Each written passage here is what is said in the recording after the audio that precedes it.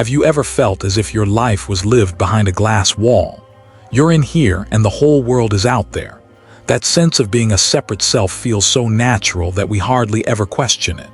We wake up, look in the mirror, see a face we call me, and then step into a world we call not me.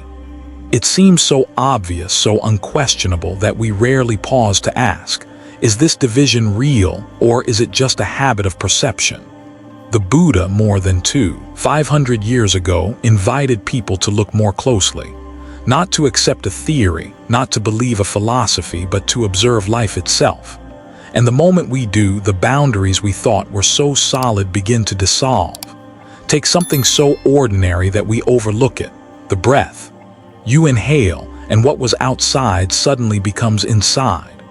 A few moments later, you exhale, and what was inside flows back into the world. Air crosses the invisible border we imagine between me and not me with every breath we take. Where exactly is the line? At what point does the outside become the inside?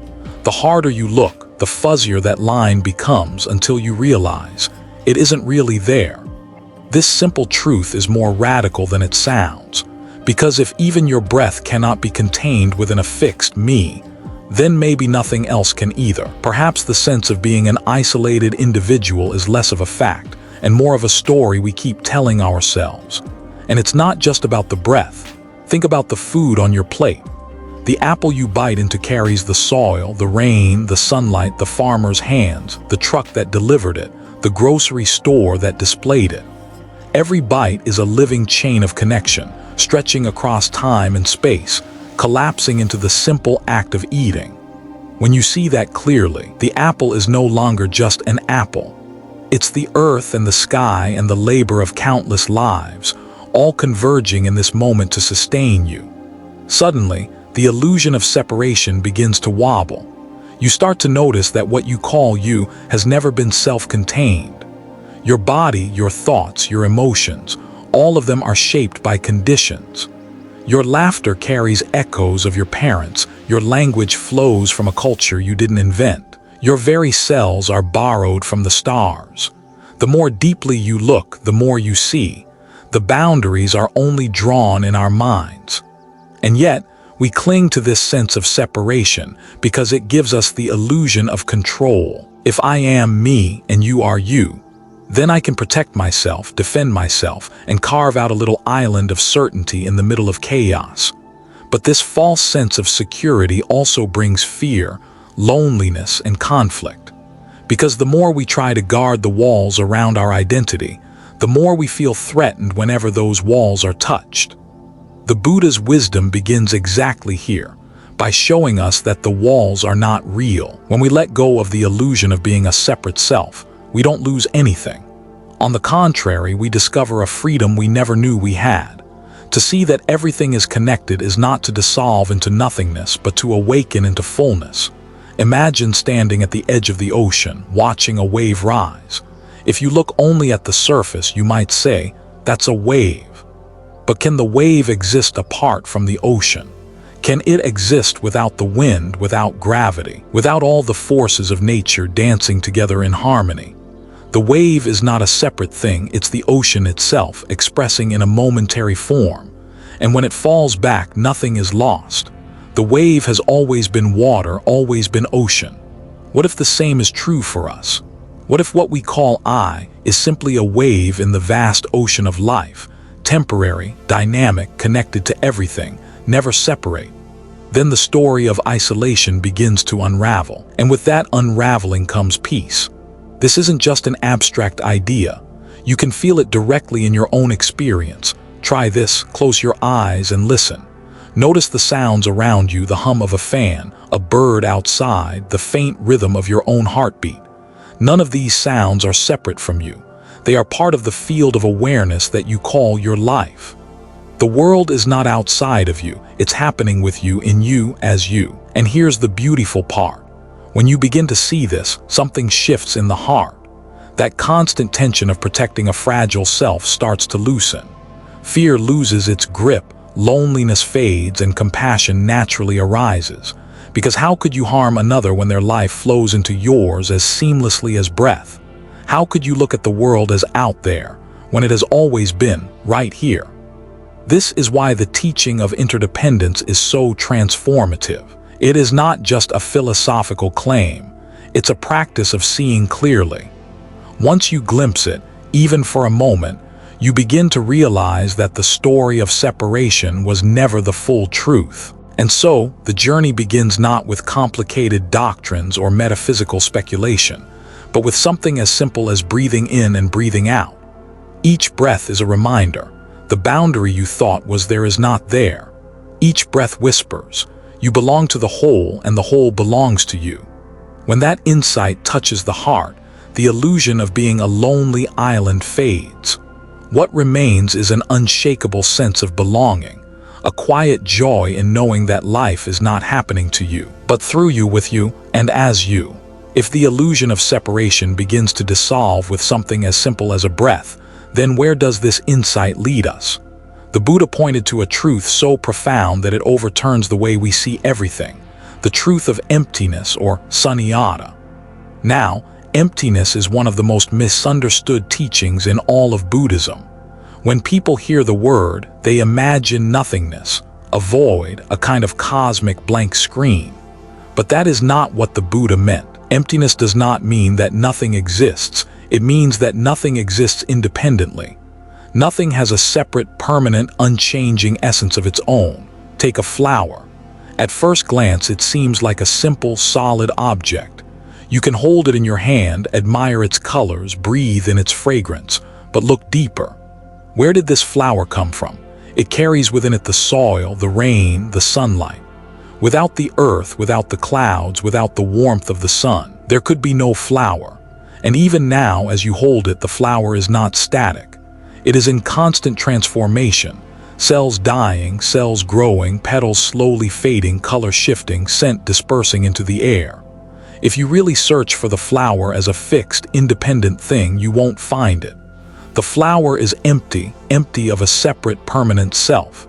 And yet this emptiness is not a loss. It is fullness. It means the flower is the entire cosmos, concentrated into a single blossom. The same is true of you. Who are you really? Are you your body, your thoughts, your memories? Every cell in your body is changing, every thought arises and fades, every memory reshapes itself over time. There is nothing fixed to point to and say, this is me forever. You are empty of a permanent self, but in that emptiness you are free, you are dynamic, you are interconnected with all that is. This is why the Buddha taught that emptiness is inseparable from compassion. Because once you see that you are not a solid, isolated I, you begin to understand that others are not separate either. Their joys and their sufferings are not apart from you. To harm another is to harm yourself. To care for another is to care for yourself. Compassion is not something you have to force. It is the natural response of a heart that has seen emptiness clearly. And yet, our minds resist this. We are so accustomed to thinking in terms of things and identities. This is a chair. That is a tree. I am me. You are you.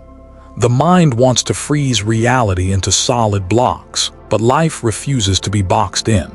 Everything is fluid, changing, arising through conditions, passing away when conditions shift. The philosopher Nagarjuna, one of the great Buddhist thinkers, expressed it this way: whatever is dependently arisen is empty. Whatever is empty is dependently arisen. Emptiness and interdependence are two sides of the same coin. To say that something is empty is simply to say it exists only through relationships. Think about the flame of a candle. Where is the flame exactly? It exists because of the wick, the wax, the oxygen, the spark that lit it. Take away any one of these and the flame disappears. The flame is real, but only as a web of conditions. It has no independent essence. It is empty. And yet that emptiness makes the flame possible. It allows it to appear, to shine, to give light. In the same way, our own emptiness allows us to live, to change, to connect. If we were solid and separate, sealed off from the world, nothing could touch us, but nothing could nourish us either. Emptiness is the very condition of life itself. This is why the Buddha described emptiness as liberation. Imagine carrying a heavy stone everywhere you go, believing it to be your unchanging self. You protect it, you polish it, you fear losing it. But one day you realize the stone was never really there. What falls away is not life itself, but the burden of clinging to something that never existed. In that moment, you feel light, free, open. And when you see emptiness, the world doesn't become bleak, it becomes radiant. The flower is more beautiful when you realize it holds the sun and the rain. A meal is more sacred when you taste the work of countless hands in each bite. Another person's smile shines brighter when you sense the infinite causes that made it possible. Emptiness is not an idea to be believed. It is a lens, a way of seeing. When you look at life through this lens, the walls crumble, the boundaries soften, and what's left is wonder. Wonder at the mystery that nothing exists on its own, and yet everything appears, dances, and flows in perfect interconnection. This is the wisdom of Śūnyatā, not a philosophy to debate, but a direct invitation. Look closely, see clearly, and let the illusion of solidity dissolve. What remains is not nothingness. It is freedom. Closer to home, what about me? Who am I really? Am I a body? Am I a stream of thoughts? Am I a soul? Or is this self that I protect and defend just another illusion? The Buddha gave a radical answer. He taught the principle of Anattā, or not self. It is one of the most challenging yet liberating truths in all of Buddhism. Anattā doesn't mean you don't exist at all. It means the fixed, permanent self you believe in has never been there. Think about your body. It feels like me, right? But pause for a moment. Every cell in your body is in constant change. The skin you had 10 years ago is gone. The food you ate last week is now part of your blood. The air you breathed in just now is becoming part of your very being. Your body is not a solid thing. It's a flowing river of conditions, so how could it be you? Or take the mind. Thoughts arise, feelings surge, memories flash. But where do they come from? A sound, a smell, a sudden mood, and a thought appears. Another condition changes and it disappears. Thoughts are like clouds drifting across the sky. None of them lasts. None of them can be clung to as a permanent self. Even your personality, the sense of this is who I am, isn't it different from when you were a child, from when you were a teenager, from who you will be in 10 years? The self shifts with time, with experiences, with circumstances.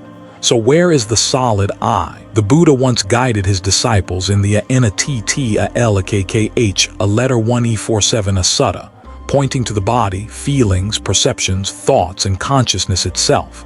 5 aggregates that make up our experience, and asked, are these permanent or impermanent? Are they really under your control? And when the monks saw clearly that all these are impermanent, changing, and beyond control, the illusion of self collapsed.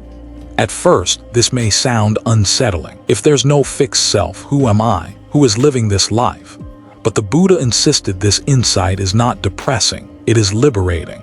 Because if there is no solid, unchanging self, then you are not trapped.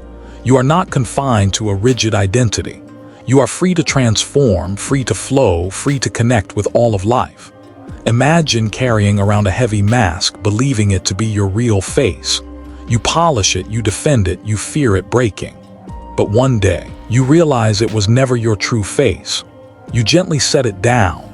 Suddenly, your skin can breathe, your eyes can see, your smile feels effortless. That's what it's like when the burden of I dissolves. And this insight has practical meaning. Think of anger.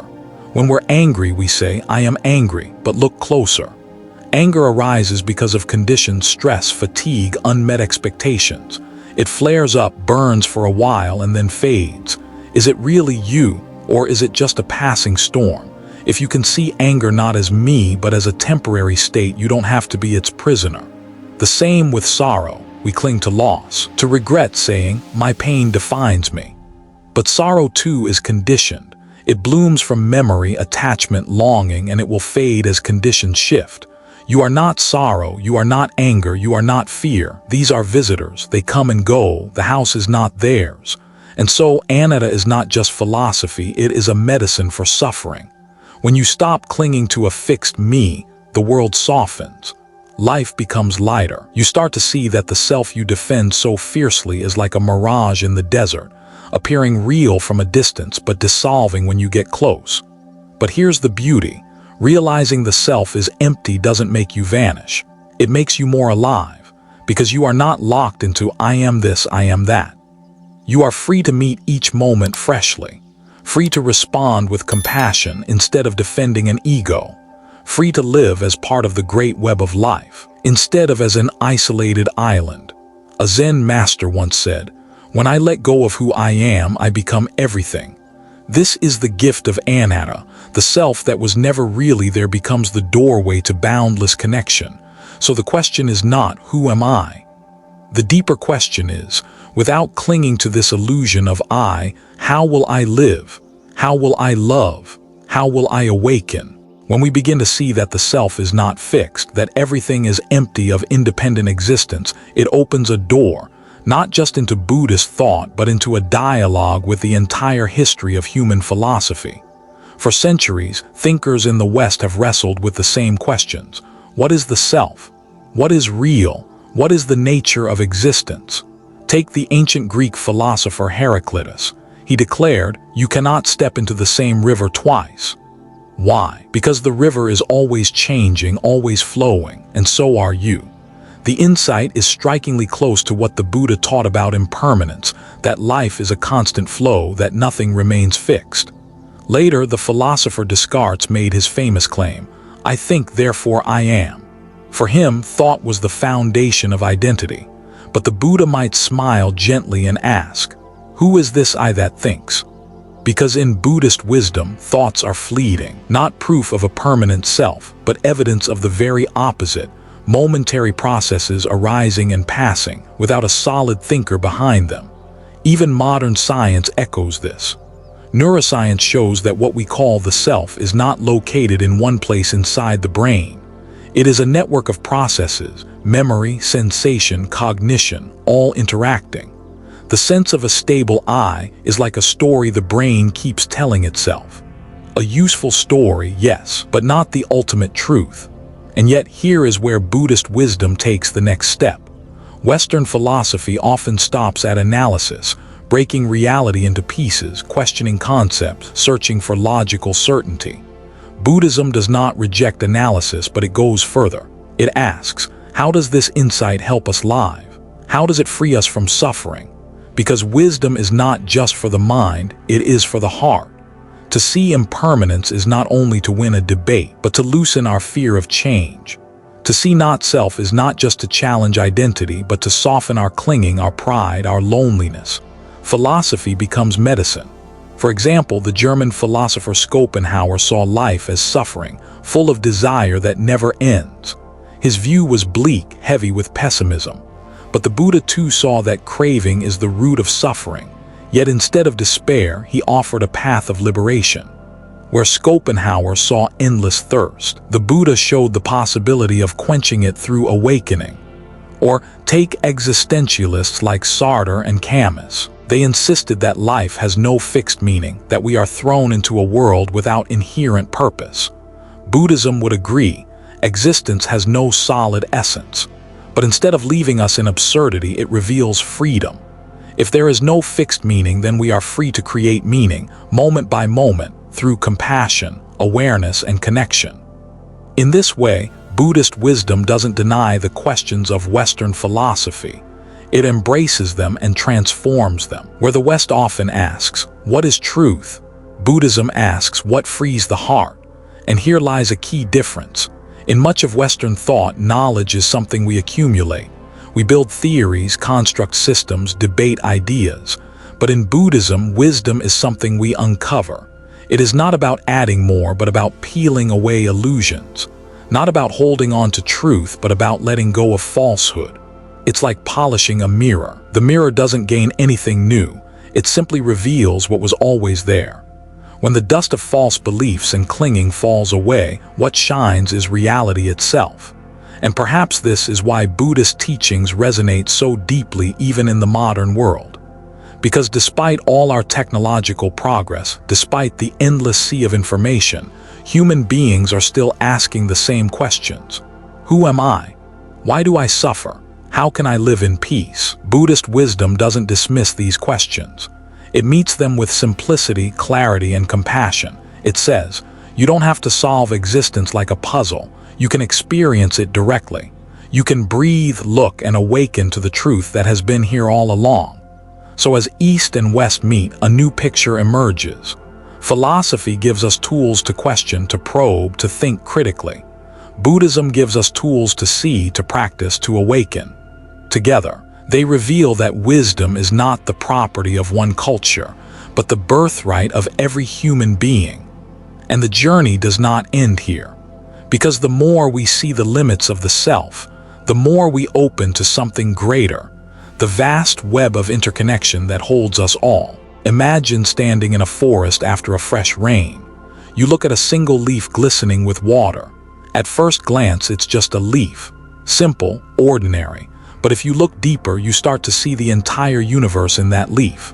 The rain that fell from the clouds, the sunlight that nourished the tree, the soil enriched by countless microorganisms, the generations of seeds before it, the hands of a farmer who planted it, or the winds that carried it here. That leaf is not just a leaf, it is a miracle of connections.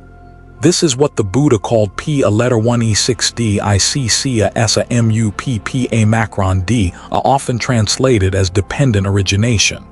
The insight is simple yet profound. Nothing arises by itself. Everything depends on conditions. When the right causes come together, something appears. And when those causes dissolve, it disappears. The Buddha summarized it in just a few lines. When this is, that is. From the arising of this, that arises. When this is not, that is not. From the cessation of this, that ceases. It sounds like poetry, but it is the very law of reality. Think about fire. A flame doesn't exist on its own. It needs fuel, oxygen, and a spark. Take away any of those conditions and the flame goes out. The same applies to everything in life. Relationships, emotions, even suffering itself. Nothing appears out of nowhere. Nothing stays without support. Now let's bring this closer to home. Picture your morning cup of coffee.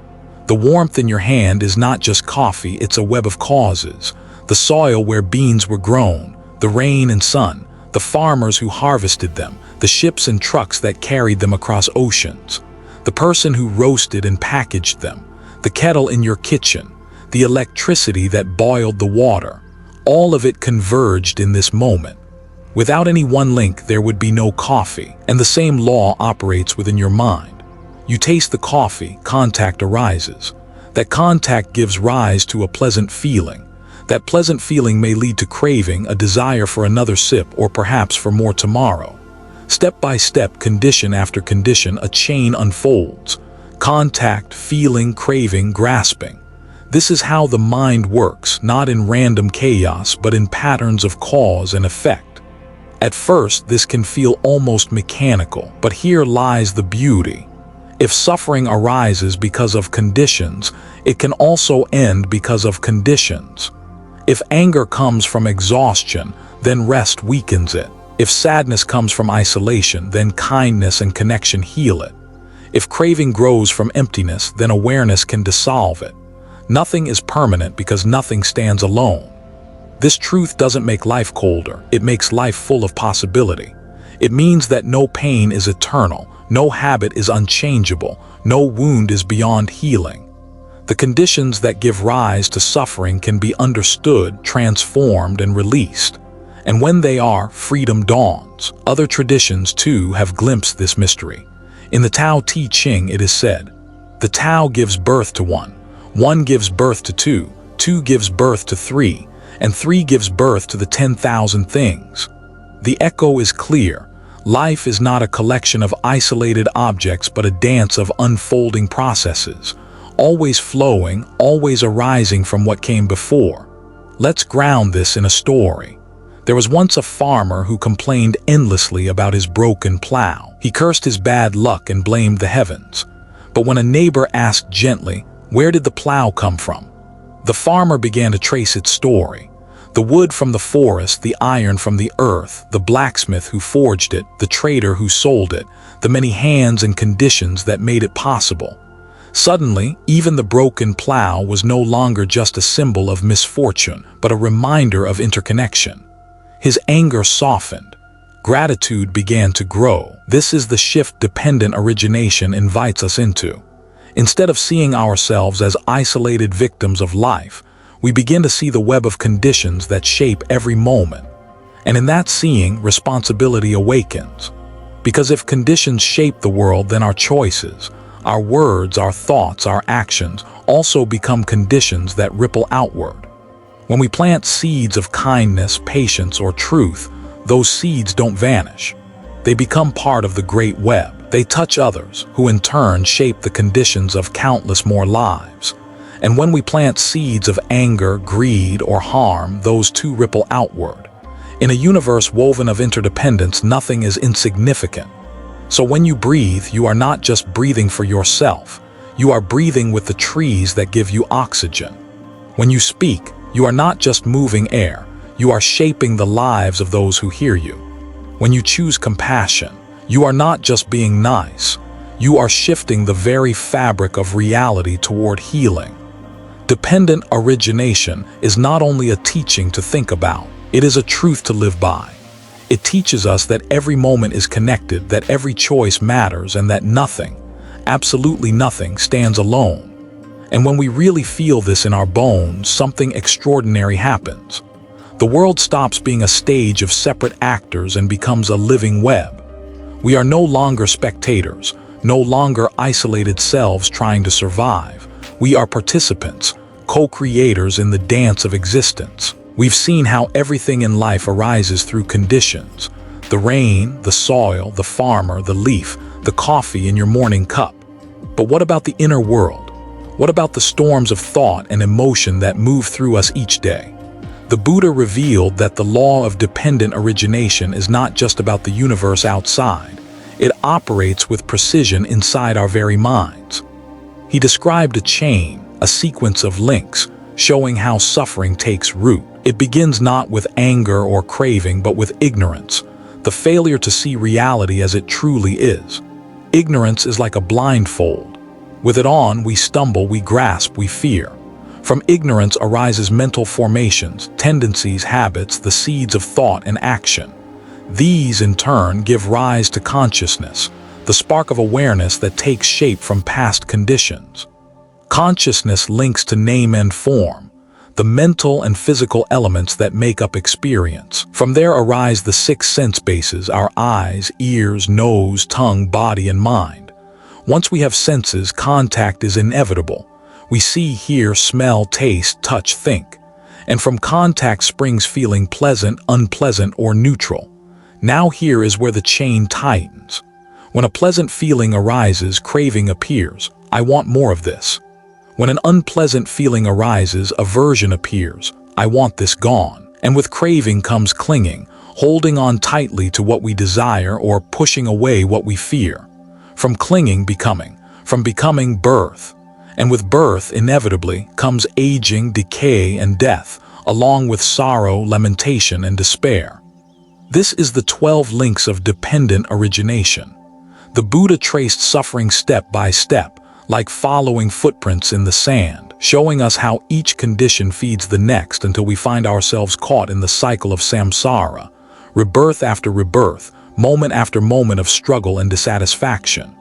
But here lies the genius of this teaching.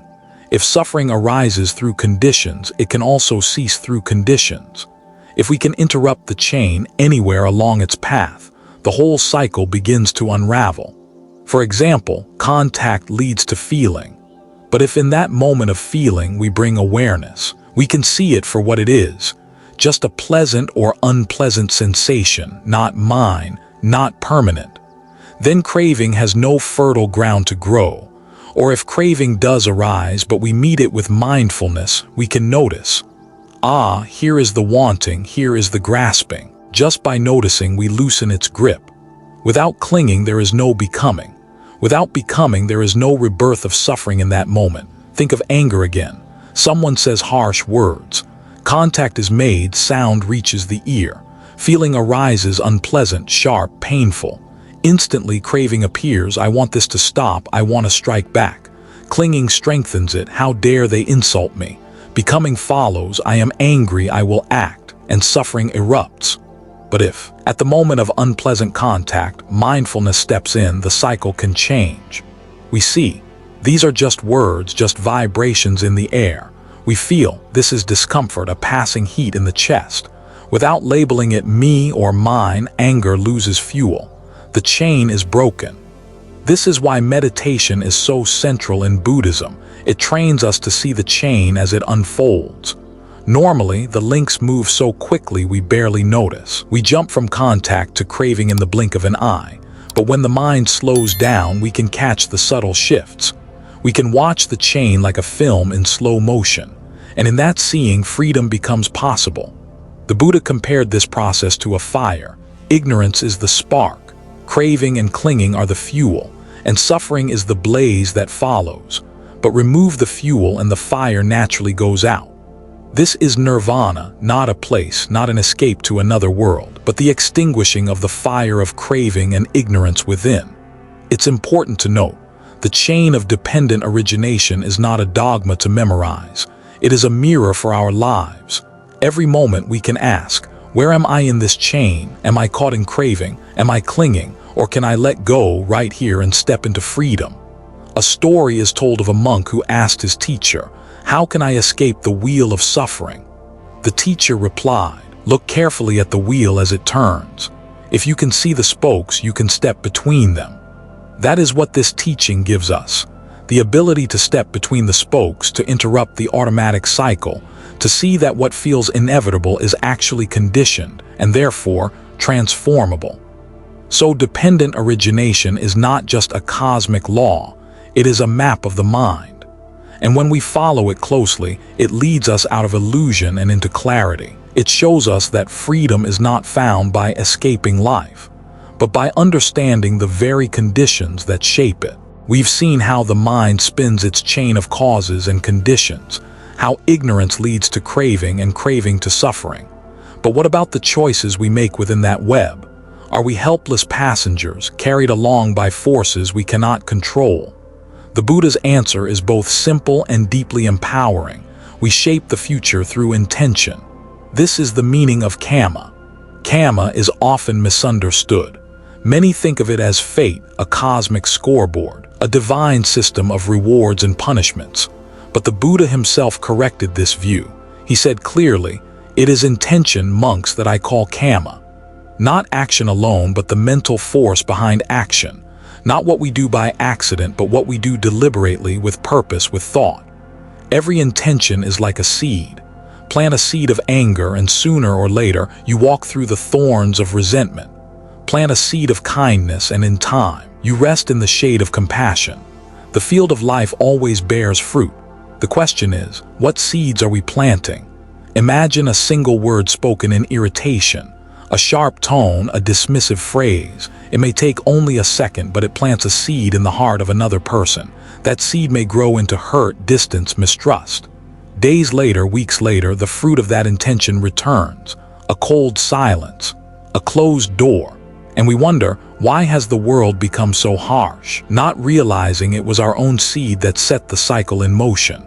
Now imagine the opposite. A gentle pause in an argument. A moment of patience instead of fury, or a kind word spoken to someone who feels unseen. These two are seeds. They may seem small, almost invisible, but they ripple outward. The stranger you smiled at carries that warmth to their family. The patience you offered today prevents an outburst tomorrow. These seeds grow into a harvest of harmony, not just for others, but for you, because you live in the same field you plant. The Buddha often compared life to an echo. What we send out returns, not as a punishment, but as resonance. The universe responds to the tone of our intentions. A harsh intention reverberates harshly. A kind intention returns as ease. One story tells of a farmer who was asked why he always bowed to his neighbors with a smile, even when they did not return it. He replied, "Because when I bow, I plant peace. Whether they smile back or not, I know the seed is sown. One day it will grow, if not in their heart, then in mine." This is the essence of Kamma. We are not bound by some cosmic authority handing down judgment. We are bound only by the consequences of our own intentions. The law is impersonal, yet profoundly personal. No one can escape it, not by running to the mountains, not by hiding in the sea, not even in the darkest cave.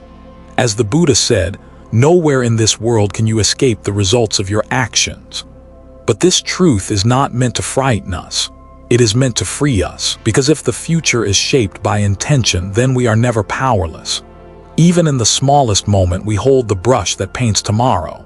Think of the chain of dependent origination we explored. Contact, feeling, craving, clinging, these unfold naturally. But intention is the point where we can step in, where we can choose. Will we let craving steer us into anger, jealousy, greed? Or will we set a different intention, patience, generosity, forgiveness? At that crossroads, karma is made. Some traditions call this planting merit. But merit is not something stored in the sky. It is the natural result of wholesome seeds. If you plant a mango seed, you will not harvest thorns. If you plant poison ivy, you will not harvest sweet fruit. Nature is consistent. So too is the field of Kamma. Even modern thinkers have glimpsed this truth. The Stoic Emperor Marcus Aurelius wrote, "What is not good for the beehive is not good for the bee." He saw that our well-being is inseparable from the well-being of others. When we harm another, we harm ourselves. When we nurture another, we nurture the whole. So what does this mean in our daily lives? It means we must pay attention not only to what we do, but to why we do it. You may give money to someone in need, but if the intention is to look generous, the fruit will be shallow. You may speak a harsh truth, but if the intention is love and protection, its fruit will be healing. The same act, two different seeds, two different harvests. Intention is subtle. Sometimes we act automatically, thinking we are neutral, but deep inside there is a current of greed, fear, or pride. The Buddha encouraged us to examine the mind again and again. What is driving this thought, this word, this action? Is it wholesome? Is it harmful? In that reflection, we gain clarity, and clarity itself becomes a wholesome seed. Let's ground this with a simple story. A young monk once asked his teacher, "How do I know if I am walking the path of truth?" The teacher handed him a seed and said, "Plant it, water it, care for it. If it grows into something that nourishes, you are on the right path. If it grows into something that poisons, you must look again." Every intention is that seed. Every choice we make, seen or unseen, ripples into the web of life. And because we are woven into that web, what we plant in the world is what we eventually walk through ourselves. So karma is not about destiny. It is about responsibility. It is about the incredible power we carry in each moment to steer the course of our lives. When we choose honesty over deceit, kindness over cruelty, patience over anger, we are not just following a moral code. We are shaping the very reality we live in. And in that realization, a question arises. What kind of world do I want to create, not just for others, but for myself, for all beings, for the future yet to come? That question is the heart of Kamma, and every moment is an answer. By now, the picture is becoming clear. Nothing exists on its own. Our thoughts, our actions, our intentions ripple outward, shaping not just our own lives, but the entire web of existence. The Buddha often reminded us that to live is to live together. To breathe is to share the same air. To eat is to depend on countless beings, the farmer, the soil, the rain, the insects, even the unseen microbes in the ground. Life is interwoven, inseparable, but here's the challenge. If we are all bound in this vast network, then our freedom is tied to responsibility. It is not enough to say, "I will take care of myself and let others be." Because the truth is, the well-being of one cannot be separated from the well-being of all. If your neighbor's house is burning, your house is not safe. If society is sick with greed and anger, your own peace will be fragile. This is why compassion, or K-A-R-U letter 1E47A macron, is not an optional virtue in Buddhism. It is a natural response to interdependence. When we see clearly that others' suffering is also our suffering, that their joy is also our joy, compassion ceases to be a noble idea and becomes simple common sense. Think about the forest.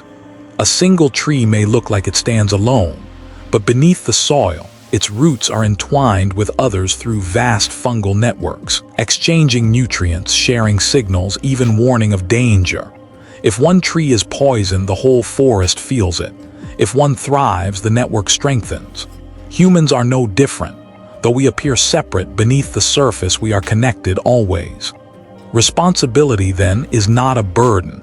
It is an expression of this truth. To care for others is to care for ourselves. To exploit others is to injure ourselves. The law of Kamma ensures this.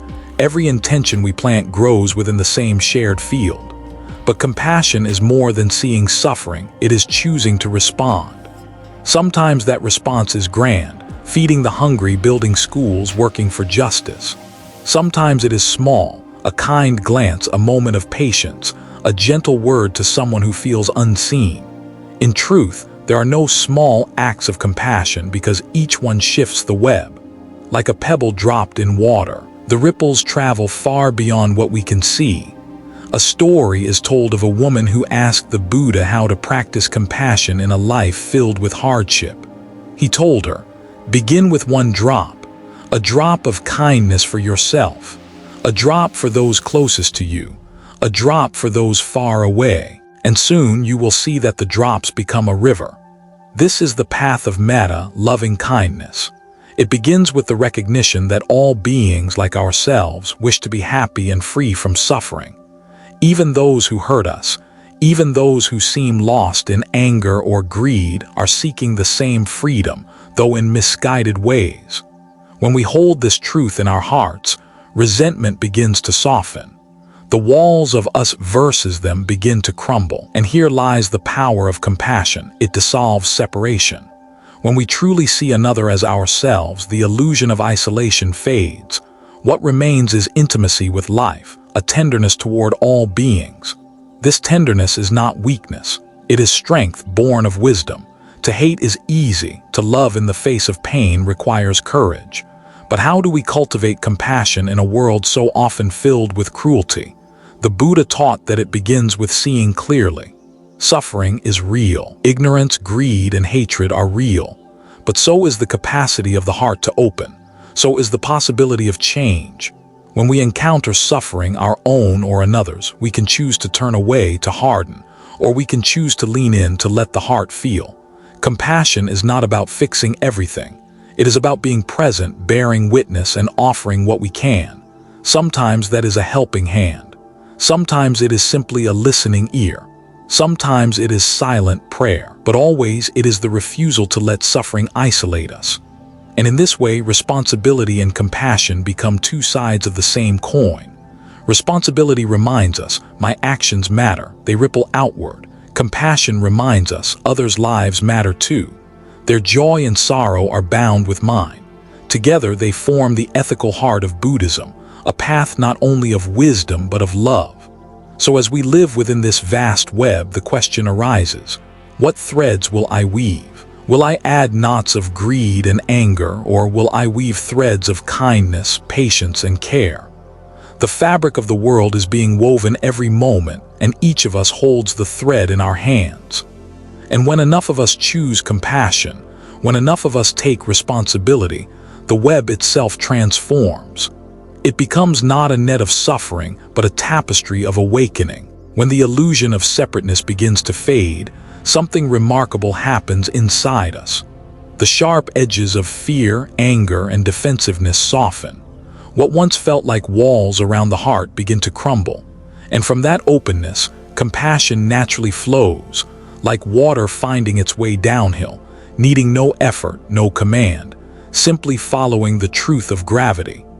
The Buddha often said that compassion is not something we force upon ourselves. It is not an artificial practice layered on top of life. Instead, it is what arises when we see clearly, when we recognize that others are not other, but part of the same fabric of existence. Love ceases to be a duty and becomes instinct. This is why in the Pali tradition, compassion is called Kaya Ru letter 1e47 a macron, and loving kindness is called metta. These are not lofty ideals to be reached in some faraway future. They are natural qualities of the awakened heart. When delusion falls away, when we stop clinging to a fixed self, compassion blooms like a flower opening in sunlight. Think of a mother with her child. No one tells her to love, no doctrine demands it. The love rises naturally from the bond of life itself. The Buddha, in the Ka-a-r, a letter 1e47 I-macron y-a-metta sutta, compared this to the path of compassion. Just as a mother would protect her only child with her life, so should one cultivate a boundless heart toward all beings. But how can we live this truth in a world that so often feels divided and harsh? The practice begins simply, tenderly.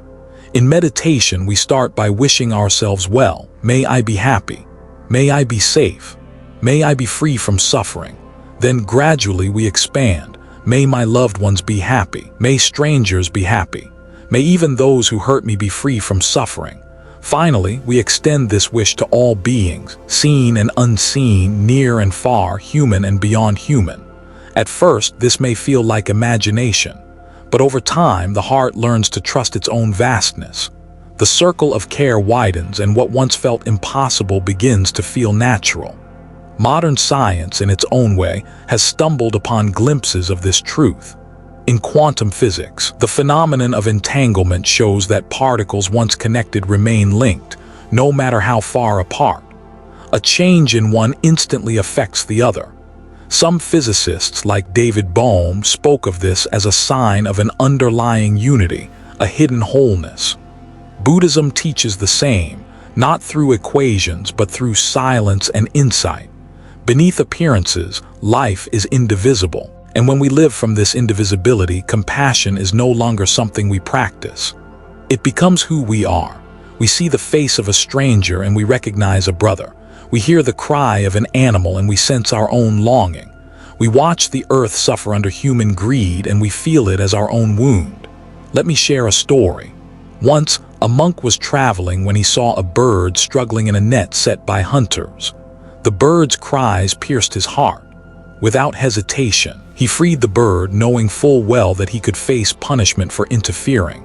When asked why he risked himself for a creature so small, he replied, "Because in its pain I heard my own, and in its freedom I felt my own." This is the essence of the open heart. It does not calculate worthiness. It does not ask who deserves love. It simply responds because it knows there is no true boundary between self and other. And yet, compassion is not sentimentality. It does not mean being naive or weak. True compassion has strength. It sees suffering clearly without turning away and acts with wisdom. Sometimes compassion is gentle like a soft word. Sometimes it is firm like setting a boundary. Sometimes it is fierce like standing up against injustice, but always its root is the same, a refusal to let separation rule the heart. When we live with this open heart, life changes. Relationships deepen, conflicts soften, even daily struggles feel lighter. Why? Because we no longer carry the heavy burden of me against the world. Instead, we rest in the reality of we are the world. And here lies the great secret. Compassion is not only for others, it heals us too. When we hold anger, we suffer. When we cling to resentment, we suffer. But when compassion enters, forgiveness becomes possible. And forgiveness is not about excusing harm. It is about freeing the heart from chains. Imagine your heart as a window. When closed, the world outside feels distant, even threatening. But when you open it, fresh air flows in, light enters, and you realize that what you feared was never outside at all. It was the prison of a closed heart. Compassion is that opening. And when enough hearts open, the world itself transforms. The illusion of separateness gives way to a culture of care. The web of life, once strained by greed and hatred, becomes resilient, luminous with love. So, the question is not whether compassion is possible. It is whether we are willing to remember it, whether we are willing to trust that beneath the layers of fear, pain, and ego, the heart is already vast, already open, already waiting to embrace the whole of life. This is the wisdom of Buddhism. This is the power of an open heart. We've walked together through a long path of wisdom. From the first step, seeing through the illusion of separateness, to exploring emptiness, no self, dependent origination, karma, compassion, and the open heart. Each teaching, like a jewel, shines on its own, but together they form a necklace, an unbroken circle that points us back to the same truth. Nothing exists alone. This is the final lesson, and perhaps the simplest. Life is not about clinging to ideas, or chasing after perfection, or building a self that will last forever. It is about learning to live with clarity, with kindness, and with freedom. The Buddha did not offer these teachings as theories to admire. He offered them as tools, practical, sharp, meant to cut through the knots of suffering. He wanted us not to worship his words, but to test them, to live them, to see for ourselves. And what do we see when the heart and mind become still enough? We see that all things arise and pass away. Joy, sorrow, love, loss, birth, death, they come and go like clouds across the sky. We see that the self we cling to so tightly is just a bundle of conditions, constantly shifting, never fixed. We see that in this ever-changing flow, the only true refuge is wisdom and compassion. The final lesson is this: to live fully is to live connected, to act with awareness of our impact, to let the heart expand beyond its narrow borders, to trust that when we release greed, hatred, and delusion, something luminous shines forth, a freedom not bound by circumstances. You don't need to climb mountains or retreat to caves to touch this truth. It is here, in each breath, in each choice, in the way you speak, the way you listen, the way you hold another's hand. Every moment is a chance to practice. Every moment is a doorway to awakening. And perhaps the most comforting part of this teaching is that you are not alone. You never were. The same universe that carries the stars carries you. The same interwoven web that sustains the trees, the rivers, and the birds sustains you. To open your heart is not to step into something new. It is to remember what was always there. So as we close this journey, let us carry one seed. Compassion is our nature, wisdom is our guide, and interconnection is our home. May we live these truths, not as distant ideals, but as everyday practice. May we see through the illusion of separateness, and may we awaken together to the vast, radiant life that holds us all. This is the final lesson, and yet it is only the beginning.